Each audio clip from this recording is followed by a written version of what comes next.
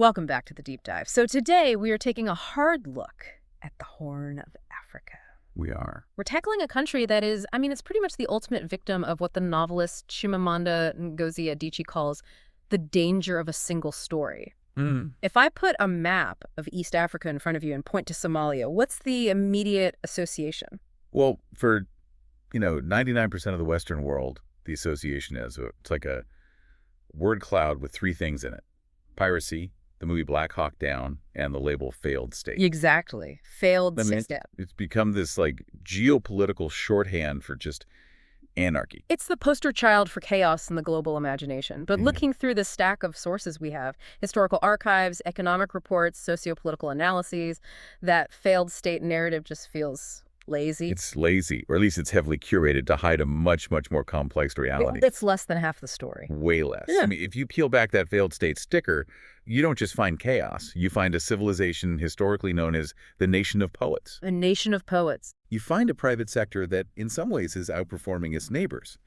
And you find what was very likely the land of Punt, the place the ancient Egyptians called the land of the gods. That is a massive disconnect. From land of the gods to failed state. It's huge. So our mission today is to give you really an intelligence brief on the real Somalia, to decenter that Western interventionist narrative and figure out how a society survives and in some ways thrives when its government completely collapses. And to do that, you have to start with the geography. We're looking at the Horn of Africa, that sharp tip of the continent that's shaped like a tilted number 7. And it is massive. Somalia has the longest coastline on mainland Africa, over 3,300 kilometers. And that geography is destiny. It sits right at the Bab el-Mandeb Strait. The choke point. The choke point linking the Red Sea to the Suez Canal.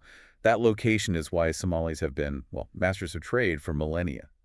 But there's this one story in the research that I think just perfectly encapsulates the Somali psychological archetype, this fierce independence and business savvy. You're talking about the cinnamon secret. The cinnamon secret. It's a masterclass in economic gatekeeping. Yeah. For centuries, the Greeks and Romans were absolutely obsessed with cinnamon.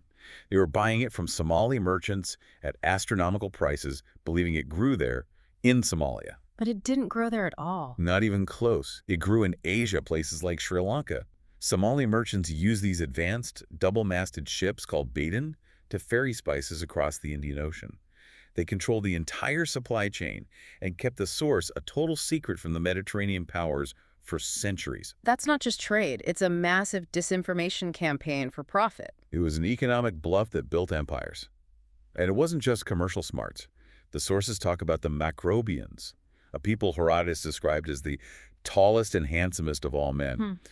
When the Persian emperor Cambyses II tried to intimidate them into submission. The Somali kings sent back a weapon, an unstrung bow. A massive bow that no Persian could draw.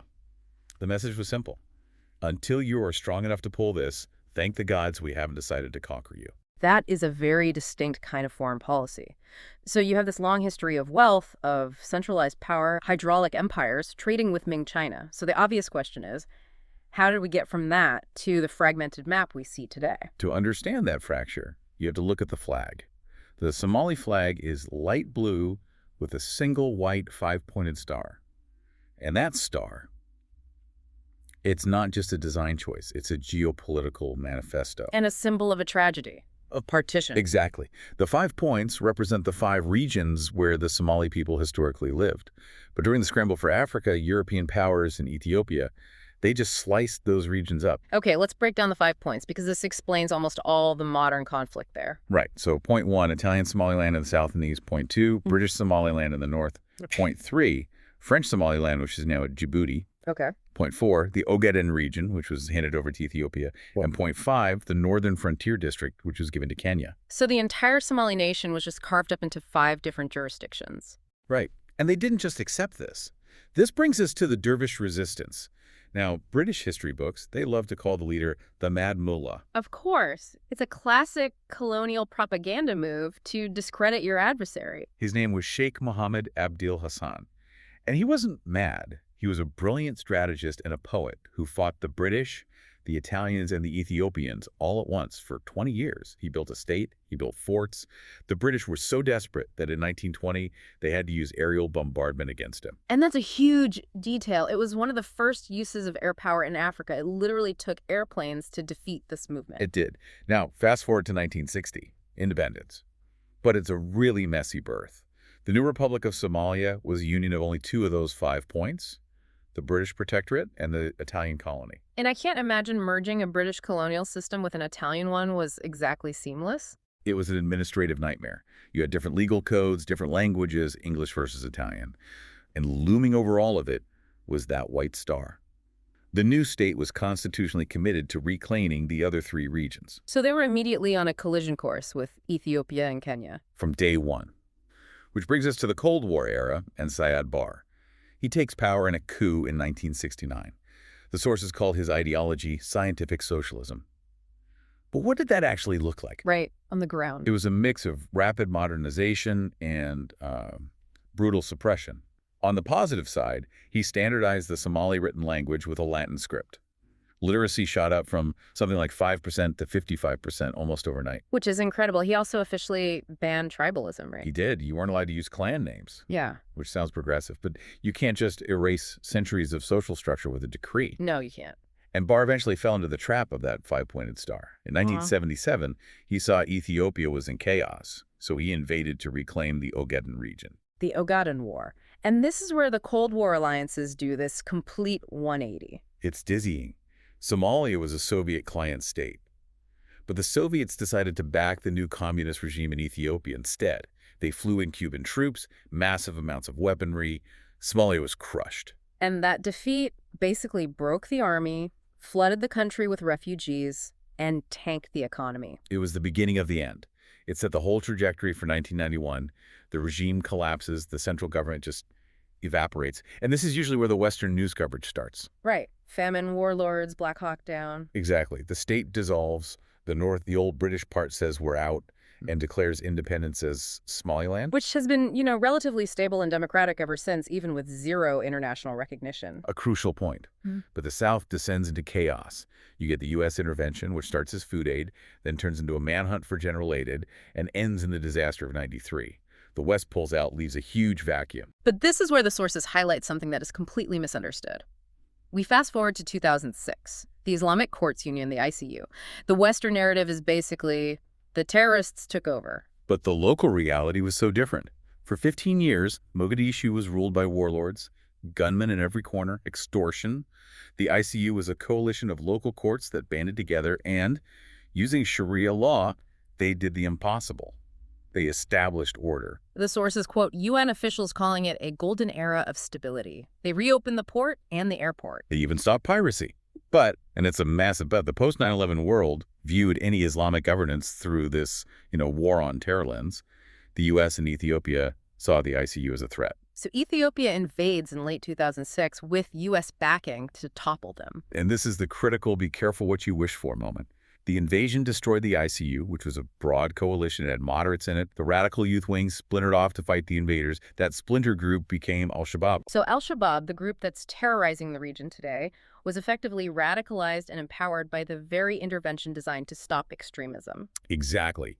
We traded a functioning, if strict, local order for a perpetual insurgency. Wow. That's a heavy realization. It seems like every time an external solution is imposed, it just backfires. But let's pivot. Because while the government failed, the politics broke, the economy did something absolutely fascinating. This is maybe the most surprising part of the whole story. When the state collapsed, the private sector just stepped in.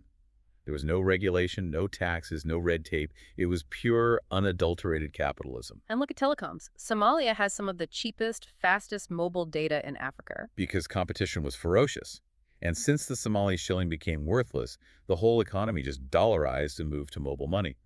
Somalis basically had a cashless society long before the West caught on. And this relies so heavily on the diaspora and this system called Hawala. Can you explain that? Because it seems to be the backbone of their entire financial system. Hawala is an ancient, trust-based money transfer system.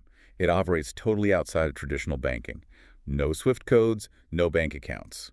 You give cash to an agent in Minneapolis, and minutes later, a relative in a tiny Somali village can pick up that cash from their local agent. But how do they settle the accounts? Without banks. It's all based on clan trust and reputation. If you break that trust, you're exiled from the economy. It moves over $1 billion a year into Somalia, and it's way more efficient than Western banking. It's interesting you mentioned clan trust because the Western view of clans is usually that they cause conflict, but here the clan is actually the regulatory body. It is. In the absence of state courts, they use the customary law. If you steal my camel, there are no police to call. Our clan elders meet. There's a prescribed compensation. It's a decentralized justice system that kept commerce moving. Speaking of commerce, we have to talk about livestock. Somalia has the largest camel population in the world.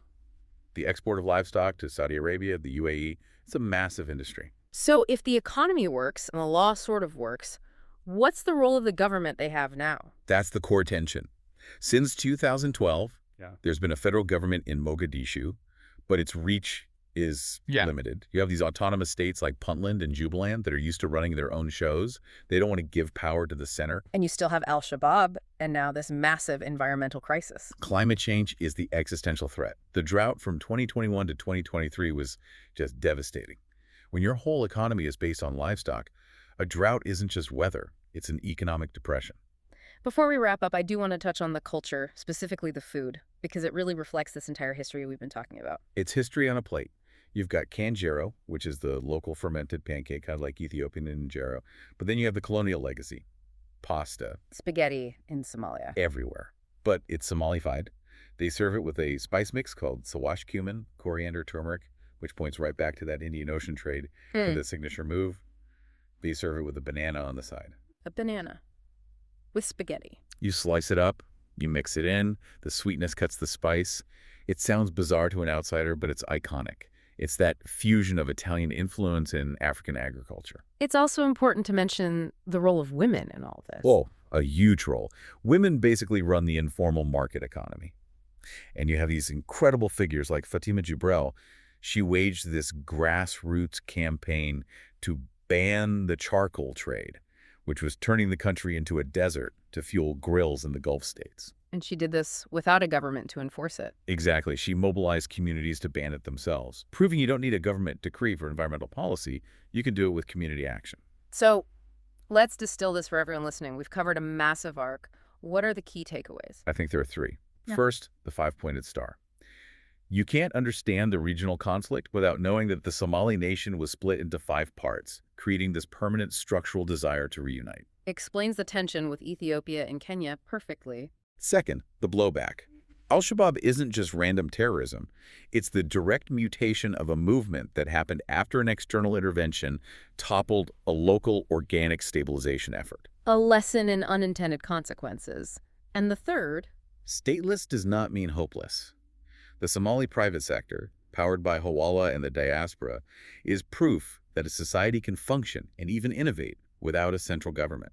It raises some really uncomfortable questions. I mean, does the stability of the Islamic courts union suggest that local solutions, even if they don't look like Western democracy, are more effective than imposed ones? The big one. It's a state defined by its government or by its people. We started with the label failed state. Right. And I think the evidence suggests a rebrand. The government failed. The politicians failed.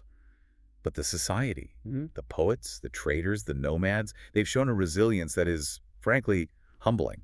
So maybe Somalia isn't a failed state, but a failed government with a spectacularly successful society. I think that's the deeper truth. Thanks for diving in with us. Until next time.